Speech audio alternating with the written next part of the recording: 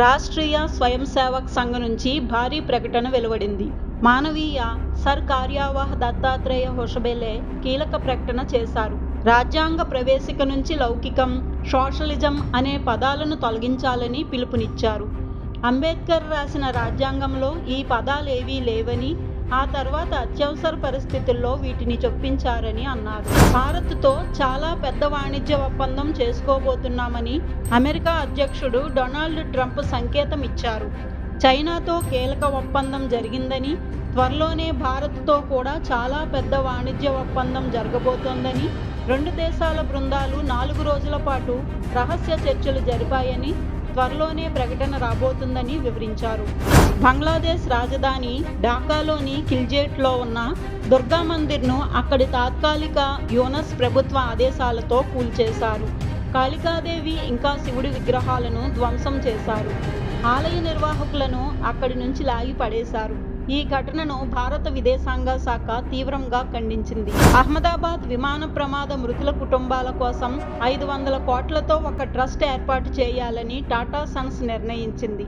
మొదటి బోర్డు సమావేశంలో Tata Sons chairman N Chandrashekar ఈ ప్రతిపాదన తీసుకొచ్చారు. పరిశీలన చేయాలని టాటా గ్రూప్నకు సూచించినట్లు సమాచారం. అహ్మదాబాద్లో అత్యంత వైభవంగా జరుగుతున్న జగన్నాథ్ రథయాత్రలో అపశృతి చోటు చేసుకుంది.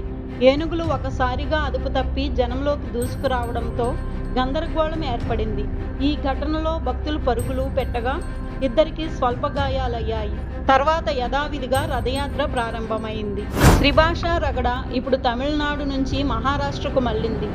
1 నుంచి 5వ తేదీ వరకు మరాఠీ, ఇంగ్లీష్తో పాటు హిందీని తప్పని చేస్తూ ప్రభుత్వం ఉత్తర్వులు జారీ చేయడంపై శివసేన, మహారాష్ట్ర నవనిర్మాణ సేన పార్టీలు తీవ్రంగా ఖండించాయి. దీనికి వ్యతిరేకంగా పోరాటం చేయాలని ఆ పార్టీలు నిర్ణయం తీసుకున్నాయి. తమిళనాడులో వచ్చే ఎన్నికల్లో తర్వాత బీజేపీ, అన్నాడీఎంకేలతో కూడిన ఎన్డీఏ ప్రభుత్వాన్ని ఏర్పాటు చేస్తుందని కేంద్ర హోంమంత్రి అమిత్ షా అన్నారు. సీఎం అభ్యర్థి అన్నాడీఎంకే నుంచి ఉంటారని స్పష్టం చేశారు. మేడ్చల్ జిల్లా మల్లంపేట్ పల్లవి ఇంటర్నేషనల్ స్కూల్ ముందు రోడ్డు ప్రమాదం సంభవించింది. ఆ ప్రమాదంలో 1వ తరగతి చదువుతున్న బాలుడిపై నుంచి టిప్పర్ లారీ వెళ్లడంతో ఆ చిన్నారి అక్కడికక్కడే ప్రాణాలు కోల్పోయాడు. సీసీటీవీ కెమెరాలో ఈ దృశ్యాలు రికార్డ్ అయ్యాయి. దేశంలో ఎమర్జెన్సీ విధించడానికై ఒకే ఒక కుటుంబం కారణమని, అధికారం కోసం ఆ కుటుంబం ఎంతకైనా తెగుస్తుందని విదేశాంగ మంత్రి జైశంకర్ కాంగ్రెస్పై తీవ్రంగా విరుచుకుపడ్డారు. ఆనాడు కాంగ్రెస్ ప్రభుత్వం తీసుకున్న నిర్ణయం వల్ల దేశ ప్రజల ప్రాథమిక హక్కులకు విఘాతం కలిగిందని గుర్తు చేశారు. ఏపీ పర్యాటక శాఖకు సలహాదారుగా వ్యవహరించాలని బాబా రామ్దేవ్ను ఏపీ సీఎం చంద్రబాబు కోరారు. విజయవాడలో జరిగిన టూరిజం కాంక్లేవ్లో పాల్గొన్న ముఖ్యమంత్రి ఈ ప్రతిపాదనను బాబా రామ్దేవ్ ముందుంచారు. టూరిజం అభివృద్ధికి ప్రభుత్వం అన్ని రకాల చర్యలు తీసుకుంటుందని ఈ సందర్భంగా చంద్రబాబు స్పష్టం చేశారు. సింగయ్య మృతి కేసులో మాజీ సీఎం జగన్ ఏపీ హైకోర్టులో తాత్కాలిక ఊరట లభించింది. నిందితులపై ఎలాంటి తొందరపాటు చర్యలు తీసుకోవద్దని పోలీసులకు స్పష్టమైన ఆదేశాలు జారీ చేసింది. అనంతరం తదుపరి విచారణను జూలై 1వ తేదీకి వాయిదా వేసింది. బీహార్లో గ్రాండ్ ఓల్డ్ పార్టీ కాంగ్రెస్కు స్థానం లేదని జన్ స్వరాజ్ పార్టీ చీఫ్ ప్రశాంత్ కిషోర్ అన్నారు. లాలూ ఎన్ని సీట్లు ఇస్తే అన్ని సీట్లలో పోటీ చేయడం తప్ప వేరే ఆప్షన్ లేదన్నారు. రాహుల్ గాంధీకి దమ్ము ధైర్యం ఉంటే ఒంటరిగా పోటీ చేసి సీట్లు సాధించాలని డిమాండ్ చేశారు. హైదరాబాద్ నగరంలోని ₹5 అన్నపూర్ణ భోజన కేంద్రాల పేర్లను మారుస్తూ జీహెచ్ఎంసీ స్టాండింగ్ కమిటీ నిర్ణయం తీసుకుంది. ఈ మేరకు ఇందిరా క్యాంటీన్లుగా మార్చారు. ప్రస్తుతం మధ్యాహ్న భోజనానికి మాత్రమే ఈ కేంద్రాలు సేవలందిస్తున్నాయి. త్వరలోనే ఉదయం బ్రేక్ఫాస్ట్ను కూడా ₹5కే అందించేలా చర్యలు చేపడుతున్నారు. ఉమ్మడి ఆదిలాబాద్ జిల్లాలో భారీగా వర్షాలు కురుస్తుండడంతో ప్రసిద్ధ కుంటాల జలపాతానికి జలకళ సంతరించుకుంది. మొన్నటి వరకు నీళ్లు లేక వెలవెలపోయిన కుంటాల నేడు జల సవ్వడులతో ఆకట్టుకుంటోంది. దీంతో పర్యాటకులు పెద్ద సంఖ్యలో కుంటల జలాన్ని సందర్శిస్తున్నారు.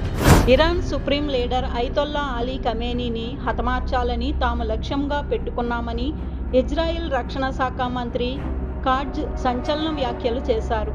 అయితే ఆ ఆపరేషన్ సరైన అవకాశం లభించకపోవడంతో ఆ ప్రయత్నం ఫలించలేదని ఆయన వెల్లడించారు. ఐసీసీ కీలక సంస్కరణలకు శ్రీకారం చుట్టింది.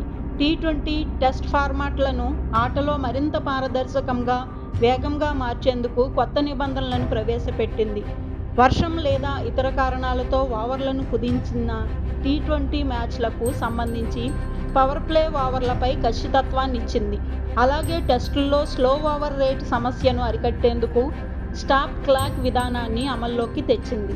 ప్రపంచ జనాభా సంక్షోభం దిశగా పయనిస్తోందని, వేగంగా పడిపోతున్న జననాల రేటు మానవాళి మనుగడకే పెనుముప్పుగా పరిణమిస్తుందని టెస్లా చీఫ్ ఎలాన్ మస్క్ ఆందోళన వ్యక్తం చేశారు. పిల్లలను ఎక్కువగా కనడం ద్వారానే ఈ ప్రమాదం నుంచి బయటపడగలమని ఆయన తెలిపారు.